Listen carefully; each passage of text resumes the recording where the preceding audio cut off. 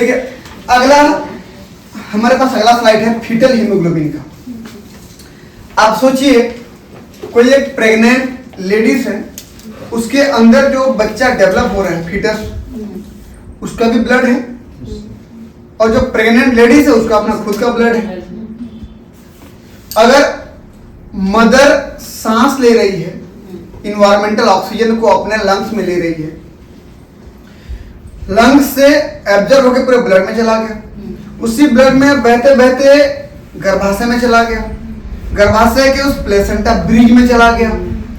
अब जो भी ऑक्सीजन बह रहा है पूरे बॉडी में उस फीमेल के, वो हीमोग्लोबिन में चिपका हुआ है ना। किसमें चिपका हुआ है?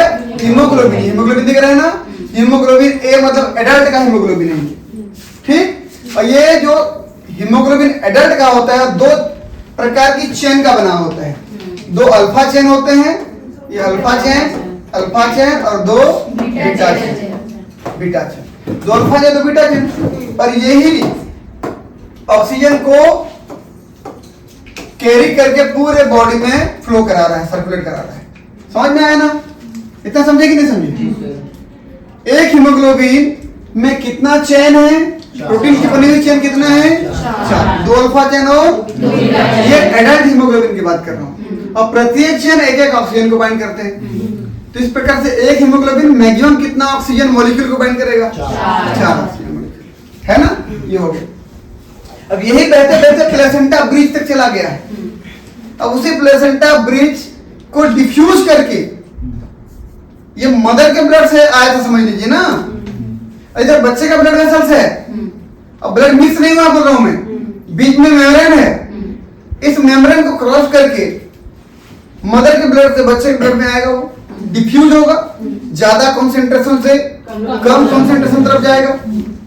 तो बच्चे का जो ब्लड होगा उसमें जो आरबीसी होगी, उसमें जो हीमोग्लोबिन होगा, ऑक्सीजन को बाइंड करने की एफिनिटी एडल्ट के हीमोग्लोबिन के बाइंड करने की एफिनिटी से ज्यादा होना चाहिए, तब खींच पाएगा उसको। समझ रहे हो ना? आप 4 ऑक्सीजन पकड़े हुए हो, मुझे वो ऑक्सीजन चाहिए, लेकिन मुझ में इतनी क्षमता नहीं है कि आपसे खींच सकूं, तो क्या आप मैं ले पाऊंगा? नहीं। लेकिन मुझ में ज्यादा ताकत है तो आपके 4 ऑक्सीजन को खींच के मैं ले जाऊंगा, वो भी पर्दे के पीछे से खींच के ले जाऊंगा, है ना? बीच में पर्दा लगा है ना, ब्लड वेसल्स का लेयर लगा है। तो ऐसी कंडीशन कुछ यहाँ पर है। बच्चे का जो हीमोग्लोबिन होता है ना, वो 2 अल्फा चेन और 2 गामा चेन का बना होता है। किसका बना होता है? 2 अल्फा चेन और 2 गामा चेन। ये अल्फा चेन देख लीजिए, 2 अल्फा चेन हो गया और 2 गामा चेन। ये दिख रहा है? ये 2 अल्फा चेन और 2 गामा चेन का जो कंपोजिशन है, यही कंपोजिशन ही फीटल हीमोग्लोबिन को एडल्ट हीमोग्लोबिन से अलग बनाती है, उसकी एफिनिटी को बढ़ा देती है, उसकी ताकत को बढ़ा देती है। किसके साथ? ऑक्सीजन के बाइंडिंग के साथ। एडल्ट हीमोग्लोबिन और फीटल हीमोग्लोबिन दोनों में किसमें ऑक्सीजन को ज्यादा एफिनिटी से बाइंड करने की ताकत रहती है बोलने पर? इसीलिए मदर जो भी ऑक्सीजन को लेती है अपने हीमोग्लोबिन के द्वारा पूरे बॉडी में सर्कुलेट कर रही होती है, और जो जो ऐसा ऑक्सी हीमोग्लोबिन प्लेसेंटा में जाते हैं वहां से खींच खींच के कौन ले लेता है? फीटस का हीमोग्लोबिन। समझ में आया ना? इसका मतलब ये हुआ कि यहां से ऑक्सीजन को खींच लेगा ये। समझ रहे हो कि नहीं? ये खींच लेगा ऐसे। ये किसमें खींचने की ताकत है? Foetus haemoglobin. एफिनिटी क्यों ज्यादा हुई? क्योंकि प्रोटीन का जो कंपोजिशन था प्रोटीन चेन का वो अलग था, 2 अल्फा चेन और 2 गामा चेन। जबकि एडल्ट हीमोग्लोबिन में 2 अल्फा चेन और 2 बीटा चेन, ये नॉर्मल ठीक था। लेकिन अगर मैं फीटस की बात करूं तो फीटस में ये अधिक होना भी चाहिए, क्योंकि अगर ऐसा ना होता तो मदर के ब्लड वेसल से, मदर के ऑक्सी हीमोग्लोबिन से ऑक्सीजन को फीटस कभी ले ही नहीं पाता। वो मदर के ब्लड में आती ऑक्सी हीमोग्लोबिन वैसे ही निकल लेती, कोई ले ही नहीं पाता इधर, ज्यादा ताकत नहीं होता तो। ज्यादा ताकत इसलिए ले पाते हैं, और ऐसा होना चाहिए भी था। ऐसा नहीं होता तो बच्चा डेवलप नहीं हो पाता, मारा जाता। समझ में आया ना? देखिए, इट इज कैरेक्टराइज्ड बाय किसकी बात कर रहा है? Foetal haemoglobin. It is characterised by 2 alpha and 2 gamma chain and higher affinity to oxygen than adult haemoglobin. Adult haemoglobin की तुलना में ज्यादा एफिनिटी रखता है। कौन? Foetal haemoglobin. Foetal placental artery दिख रहा है ना, ये फीटल हीमोग्लोबिन। और ये मैटरनल एंडोमेट्रियल आर्टरी, माता जी एडल्ट है तो एडल्ट हीमोग्लोबिन। समझ में आया कहानी? चलो अगला हमारे पास है एमनियोटिक फ्लूइड। एमनियोटिक फ्लूइड क्या होता है? देखिए कि जब यूटेरस में, गर्भाशय में बच्चा डेवलप हो रहा होता है, उसके चारों तरफ का जो मेम्ब्रेन दिखता है उसको एमनियन कहते हैं। क्या बोलते हो? एमनियन की मेम्ब्रेन। तो एमनियन के मेम्ब्रेन के अंदर जितना भी एरिया हुआ वो एमनियोटिक सैक कहलाता है या एमनियोटिक कैविटी कहलाता है। उस एमनियोटिक कैविटी में बच्चा रहता है, फीटस रहता है, और उसी कैविटी में फ्लूइड रहते हैं जिसको पानी कहते हो आप। जब बच्चा पैदा होता है तो बोलचाल भाषा में शब्दों का इस्तेमाल करते हैं, पानी कम था इसलिए ऑपरेशन करना पड़ा, बोलते हैं वो पानी था, ये एमनियोटिक फ्लूइड। ठीक, तो इस एमनियोटिक फ्लूइड में कौन अभी है? बच्चा है। ठीक, बच्चा भी वहां पर ग्रोथ कर रहा है। काम क्या एमनियोटिक फ्लूइड का? 2 मेन काम है कि यदि बाहर से किसी प्रकार का धक्का मुक्की लग गया गलती से तो सीधा बच्चे को नहीं लगेगा। वो बीच में पानी है तो वो सारा वाटर, सारा लिक्विड क्या करेगा? उस शॉक को, उस धक्के को एब्जॉर्ब कर लेगा, बच्चे तक पहुंचने नहीं देगा, बच्चा सेफ रह जाएगा। दूसरा चीज, बच्चा क्योंकि ग्रोथ कर रहा है, नमी चाहिए, तो नमी प्रोवाइड करता है कौन? ये 2 काम उसके इंपॉर्टेंट है। और अगला क्या होता रहता है कि जब बच्चा ग्रोथ कर रहा है, डेवलप कर रहा है, डेवलप हो रहा है, धीरे धीरे साइज बढ़ रहा है, समय गुजर रहा है, साइज बढ़ रहा है, तो उसके भी टिश्यूज है, उसके भी सेल है सब तरफ की। हर सेल की एक समय होती है, उसके बाद वो सेल क्या होता जाता है? धीरे धीरे डेड होते जाता है। अब ये डेड सेल धीरे धीरे मरने के बाद वहां से बॉडी से अलग होने लगेंगे। जब अलग होने लगे तो किस में मिक्स हो जाएंगे? चारों तरफ के फ्लूइड में, एमनियोटिक फ्लूइड में।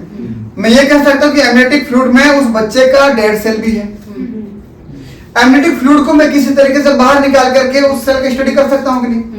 कर सकता हूँ। उस टेक्निक को कहा जाता है एमनियोसेंटेसिस। समझ में आया ना? देख लीजिए, पहले इतना पढ़ लेते हैं। Amniotic fluid that is content in the amniotic sac, cavity के अंदर है, बोल रहा है। ये एमनियन, ये एमनियोटिक कैविटी,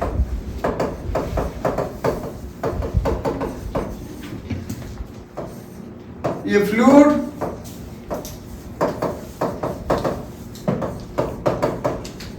ठीक, ये क्या है? फीटस, ठीक, और चारों तरफ क्या है भाई? ये बाहर वाला कोरियम, अंदर में एमनियन होता है। एमनियन की झिल्ली दिख रहा है ना, कोरियम। और जब ये पूरा की अगर बात करोगे आप, इस पूरे स्ट्रक्चर की बात करोगे, इतने की अगर बात करोगे अभी पूरा, तो ये एमनियोटिक सैक कहलाएगा, है ना? थैला, थैला क्या है? एमनियोटिक सैक, ठीक है ना? उसके अंदर ये बच्चा ग्रो कर रहा है। ठीक, तो क्या बोल रहा है? Fluid that content in the amniotic sac and surrounded the foetus during pregnancy for protection from shock and dehydration. Protect करता है, बचाता है, कहां से? किससे किससे? धक्का मुक्की से बचाता है, और दूसरा सूखने से बचाता है। ठीक, ये किसका रोल हो गया? फ्लूइड का। क्या लिखा पढ़िए? एमनियोसेंटेसिस। अभी बोला हूं मैं, एमनियोसेंटेसिस क्या है कि एमनियोटिक फ्लूइड को बाहर निकालो, उसमें क्रोमोसोमल स्टडी करो। ठीक है, ये कोई एक लेडीज है, इसका सिर इधर है, समझ लीजिए, पैर उधर है, लेटी हुई है, उसका जो एब्डोमेन दिख रहा है, पेट दिख रहा है, ये बच्चा देखिए, ये वेजाइना तरफ सिर है उसका बाहर निकलने के लायक, ये वेजाइना दिख रहा है ना, और ये बच्चा इस प्रकार से इस पोजीशन में है। तो जब एमनियोसेंटेसिस करना होता है, ये देखिए एमनियोटिक फ्लूइड दिख रहा है, ब्लू वाला दिख रहा है ना, तो डॉक्टर क्या करते हैं? ऊपर से सिरिंज पूरे 90 एंगल पे, पूरे 90 अंश के कोण पे ऐसे सिरिंज को अंदर चुभा देते हैं। और ध्यान रखना है ना, ध्यान क्या रखना है इसमें कि बच्चे को न लगे। वो उनको पता है कैसे करना है, सब दिखते रहता है उनको, पूरा सोनोग्राफी में स्क्रीन में सब दिख रहा होता है। देखे होगा सोनोग्राफी वाला कि अंदर बच्चा डेवलप हो रहा होता है, तो बाहर से स्क्रीन में पूरा दिख रहा होता है कि कहां कहां पर उसका हाथ पैर कैसे कैसे है। ठीक है ना? तो ऐसे स्क्रीन में देख करके ना इधर ऊपर से क्या पिंच करेंगे, सिरिंज नीडल को इंजेक्ट करेंगे और थोड़ा सा यहाँ से एमनियोटिक फ्लूइड को सक कर लेंगे, खींच लेंगे। ये देखिए, दिख रहा है ना, ये एमनियोटिक कैविटी था, ये सिरिंज था, नीडल था, थोड़ा सा खींच ले। खींचने के बाद क्या करेंगे, ध्यान से देखिए आप इधर, ये जो भी फ्लूइड आया एमनियोटिक फ्लूइड आया, इस एमनियोटिक फ्लूइड में क्या था बताएं मुझे? हाँ बिल्कुल, फीटल डेड सेल ये था। फीटल डेड सेल जो था, भाई सेल ठीक है डेड हो गया, लेकिन क्रोमोसोम तो उसके अंदर है, ठीक है ना। अब क्रोमोसोम जो है, अब इसका क्या करेंगे, chromosomal structure.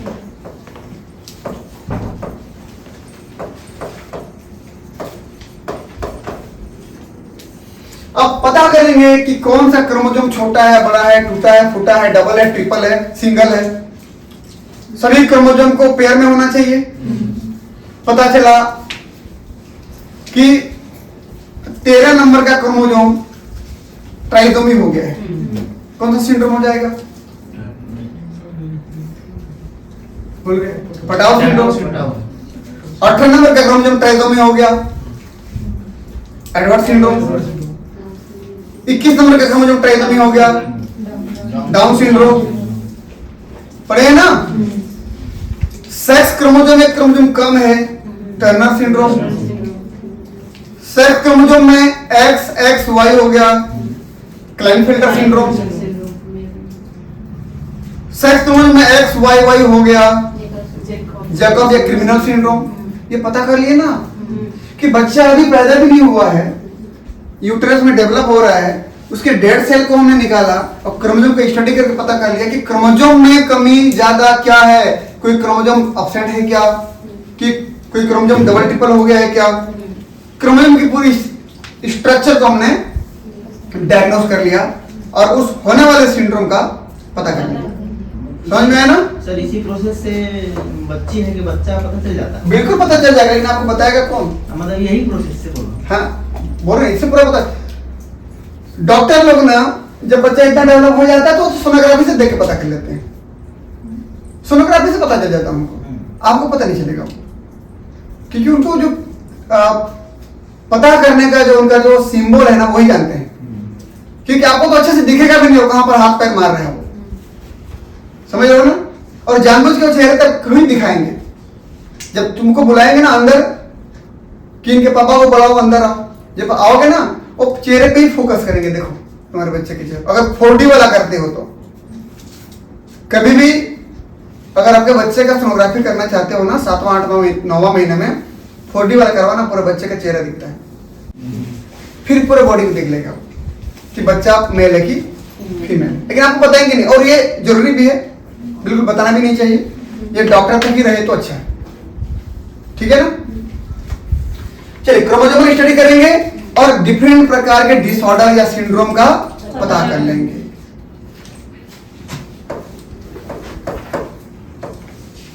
Diagnose the disorders and syndrome. समझ में आया ना। तो एमनियोसेंटेसिस क्या है बोलने पर कि बच्चा जब गर्भाशय में है वहीं पर एमनियोटिक फ्लूइड को निकाल करके उसमें उपस्थित बच्चे के डेड सेल का क्रोमोसोमल स्टडी करके बच्चे को होने वाली डिसऑर्डर या सिंड्रोम का पता लगाया जा सकता है। ये होता है एमनियोसेंटेसिस, ठीक है। चलिए ध्यान से देखिए, ये एक ऐसे सिचुएशन को दिखाया गया है कि ये जो फीटस है अपनी माता जी के गर्भाशय में है, चारों तरफ उसकी एक्स्ट्रा एम्ब्रियोनिक मेम्ब्रेन है, एक्स्ट्रा एम्ब्रियोनिक मेम्ब्रेन में बाहर में कोरियन, उसके बाद एमनियोटिक फ्लूइड है और ये बीच में एम्ब्रियो या फीटस है, ठीक। ये देखिए अम्बिलिकल कॉर्ड से जुड़ा हुआ है, ये पूरा मिला के यहाँ पर प्लेसेंटा कहलाता है एक साथ ना, इतना, ठीक है। ये अम्बिलिकल कॉर्ड है,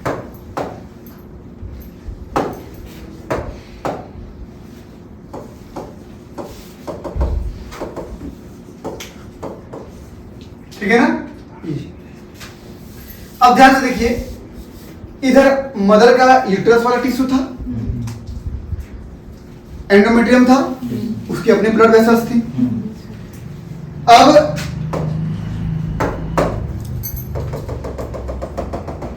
इतना प्लेसेंटा समझ लीजिए, ये कॉर्ड हो गया। इतना पूरा क्या था, ये प्लेसेंटा था जहां पर दोनों की टिश्यू क्या हुई थी, ऐसे करके फंसी हुई थी, नेटवर्क के रूप में उलझी हुई थी। ठीक है ना। अब मेरा सिर्फ ये कहना है कि इस प्लेसेंटा की जरूरत क्यों पड़ती है, ताकि मदर के द्वारा जो भी ऑक्सीजन लिया गया उसको ट्रांसफर कर पाओ, जो भी न्यूट्रिशन लिया गया जैसे ग्लूकोज है ना, वो ट्रांसफर कर पाओ, जैसे विटामिन्स, ठीक है ना, मिनरल्स, समझ रहे हो नहीं? मिनरल में जैसे कैल्शियम आयन वगैरह हो गया, सब बच्चे का हड्डी भी तो बनना है, आयरन हो गया, बच्चे का ब्लड भी तो बनना है, वो सब ठीक है ना, इधर से ट्रांसफर होने के लिए ये आपस में प्लेसेंटा बना हुआ था। ये प्लेसेंटा था, ये अम्बिलिकल कार्ड था, ये प्लेसेंटा था, इतना है ना। बदले में बच्चे से क्या क्या बाहर निकलेगा, अगर ऑक्सीजन लिया, ऑक्सीजन लेने के बाद ये यूज करेगा, उसके बाद CO2 के रूप में बाहर निकलेगा। समझ में आया ना? CO2। उसके बाद जैसे भी न्यूट्रिशन लिया, यूज करके, जैसे प्रोटीन लिया था, प्रोटीन को यूज करेगा, अमीनो एसिड टूटेगा, वो आगे टूटेगा तो यूरिया बनेगा, यूरिया तो टॉक्सिक होता है, उसको बाहर निकालेंगे। इधर से सब जरूरत की चीजें गई थी ना, प्रोटीन भी क्या था, ग्लूकोज क्या था, न्यूट्रिएंट बोलते हैं, सब गए थे, समझ रहे हो ना। यूरिया बाहर निकलेगा, तो जरूरत की चीजों को अंदर लेने के लिए और जो अंदर के लायक नहीं था उसको बाहर निकालने के लिए इस प्लेसेंटा और इस ब्रिज की जरूरत पड़ती है। समझ में आया ना? मतलब जब तक बच्चा अंदर में है, खुद के डाइजेस्टिव सिस्टम का यूज नहीं करता, खुद के एक्सक्रीटिव सिस्टम का यूज नहीं करता, खुद के रेस्पिरेटरी सिस्टम का यूज नहीं करता, वो सारा का सारा मटेरियल कहां से लेता है और किसको फेंकता है? मदर से लेता है और मदर के बॉडी में ही फेंक देता है। समझ में आया ना?